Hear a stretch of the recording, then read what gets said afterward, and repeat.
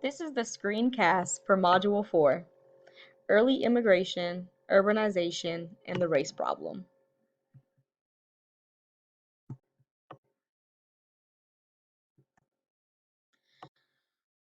Urbanization and the creation of cities.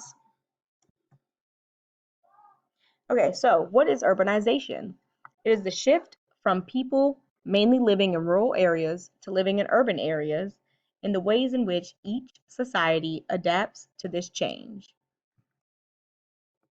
As you notice, looking at the graph that you see at the top, it has rural and it has urban.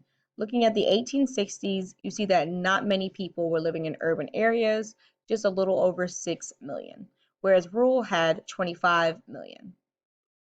If you continue to look down at 1920, you'll see that urban population is now more than the rural population by about 3 million. So with that being said, you'll see that the growth of major cities, and you'll see that in the pic below, where it has it as New York City, Philadelphia, Boston, Baltimore, Cincinnati, St. Louis, and Chicago, where it shows you how over time there has been a growth of those major urban cities. And so that also speaks to looking at different changes and movements of people, a lot of that dealing with immigration. So a lot of immigrants coming to these urban cities, especially New York City. And then you also have an influx of African Americans that move to these inner cities to try to escape the persecution from the South. And we'll talk about that a little later. Here is Du Bois. He stated that the problem of the 20th century is the problem of the color line.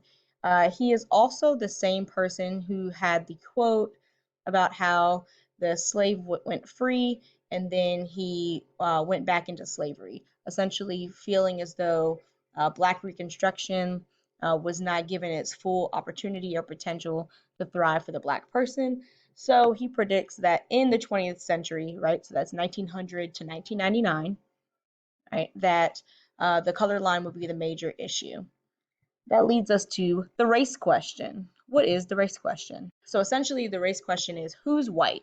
So the idea of expanding whiteness. At this time, we have a lot of immigration happening, and even though you would consider Europeans to be white, you do have some immigrants that come to the United States and that are pretty much looked at as though they are a Black person. So that would be the Irish, for example. So if you're looking at a kind of racial social caste system, in this situation, we understand that Black individuals would be at the bottom. Over top of that, you would have probably indigenous people, as well as Mexican individuals. And then above that, like right above that, you would go into Irish, Italian, so whites that come from Europe that were not essentially natural born in the United States. And so you have a time period, and this is that time period where those immigrants want to try to gain their whiteness, right? And by doing so, a lot of times they deal with races that are people of color. They deal with them more harshly to try to make sure that they can separate themselves from those individuals, right? So you have whiteness as it applies to immigrants, whiteness as it applies to Jim Crow. So of course that would be people of color, but especially looking at Black individuals, making sure that they know their place in society, right? So that social caste system that we were talking about with the new Jim Crow, and then moving towards imperialism, which we'll look at in a few modules in the future. But essentially, the idea of being white is that whiteness is non-criminal. Okay, so again, I'm gonna say that one more time. Whiteness is non-criminal. So just essentially applying this idea of a criminal, especially an urban criminal, mainly to a non-white individual. And so you have those white immigrants trying to escape that identity.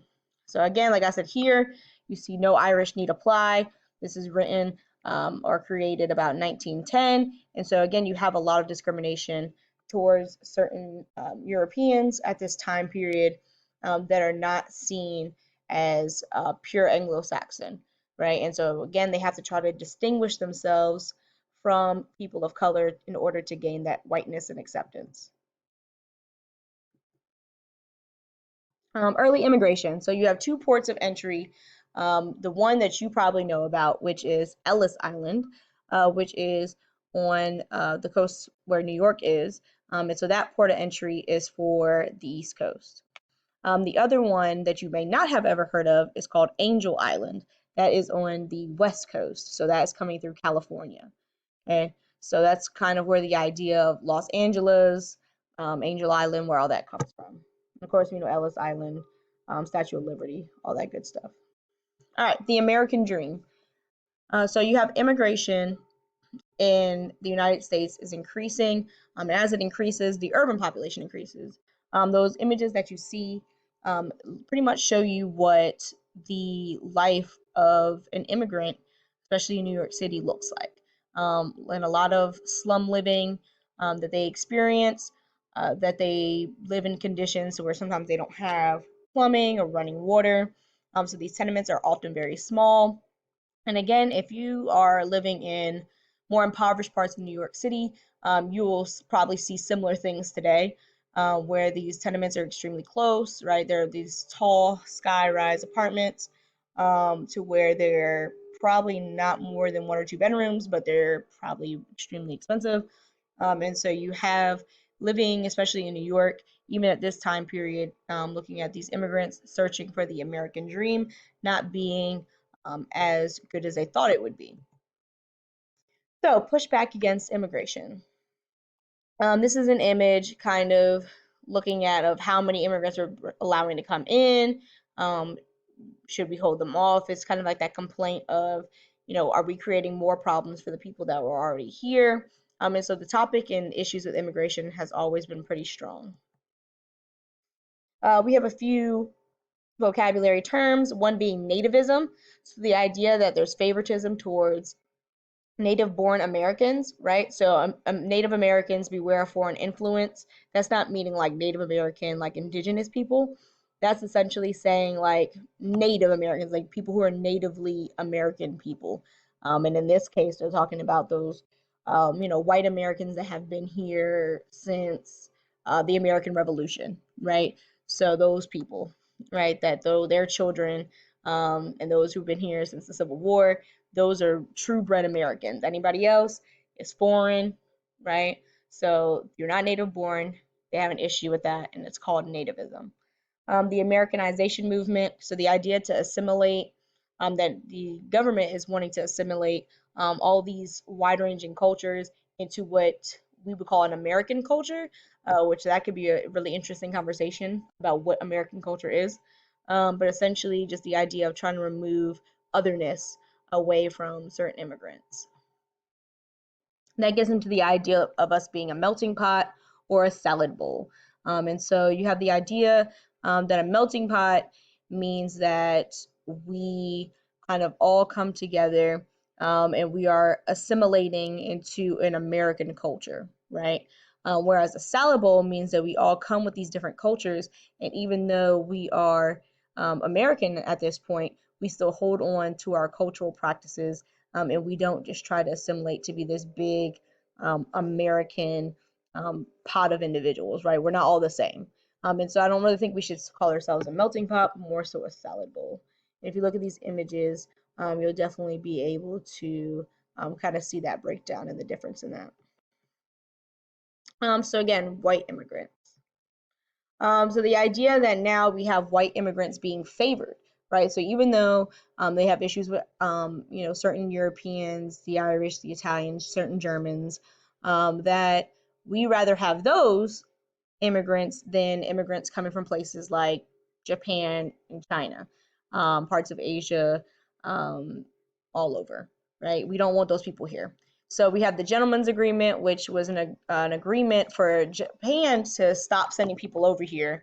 In return for that, those who did come, we would ensure that they had the opportunity to have good experiences as far as jobs go. But they can't be unskilled workers. So that idea of unskilled is something that we would have to explore. The Johnson-Reed Act. The Johnson-Reed Act essentially is just quotas in general, right? So it's quotas that limit the amount of immigrants that can come over from Asia to enter into the United States.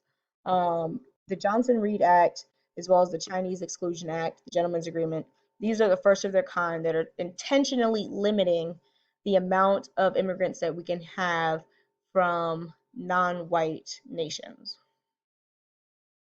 The immigration during the Gilded Age. So this period is called the Gilded Age. Again, looking at how you have certain um, immigrants that they want to come over, so Polish, Irish, German, etc. But then as you go on, we have the idea which is called social Darwinism, which is the idea that negatively affects immigrants. So essentially, the weak will perish, and the strong will survive. So the idea that if you are an immigrant, if you are meant to be in the United States, you will be successful, and you will not have those issues that comes with being an immigrant. So that kind of like that bootstrap idea. So again, we're excluding Chinese, other Asian immigrants, Mexican immigrants. We want to restrict these individuals from coming over here. It's heavily enforced, and a lot of that has to do with that idea of whiteness. How the other half lives, who fought for, in this case, European immigrant rights. So you have two people, you have Jane Addams and Jacob Riis. Jacob Riis, he looks at exposing how the other half lives, which is slum life conditions in New York City. He is a muckraker, and so he's exposing all these issues to try to show that there's this idea in the United States of the haves versus the have-nots. And usually we treat the have-nots pretty bad, and we ignore those experiences of those people because if we don't experience them, then it doesn't matter. So he was trying to expose that that we kind of just were letting those people that moved into the inner cities perish without much help. And so he wanted to showcase that we have kind of forgotten about them. Jane Addams, she creates the whole houses in Chicago, and she creates those tenement homes to create a safe space for immigrants. So kind of think about like a boarding home, but for immigrants alike. So as adults, as children, but just again, a safe space, a safe home to come to in the inner cities of Chicago. So have immigrant sentiments changed? Yeah, probably not. I'm going to post this separately from the screencast, and you could do, yourself a favor and watch that. Very interesting. Brian Kemp did win Georgia, so yeah, I'll let you watch that on your own time. We also have some titles from certain special reports about certain issues that were happening as far as current immigration goes. This Vox video again shows the racist history of U.S. immigration, so that's something to kind of watch as well to get some deeper background on that will probably help you. Making the urban black criminal. So essentially, again, like I said, African Americans were moving to the city to escape racial persecution in the South. This is not saying the North is some kind of holy Mecca land because it's definitely not.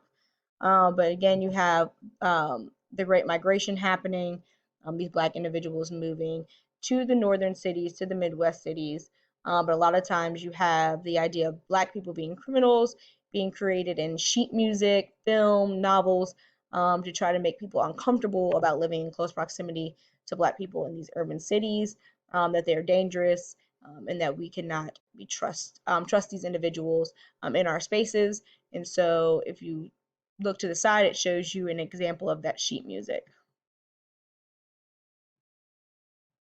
The origins of Jim Crow segregation, we know about that.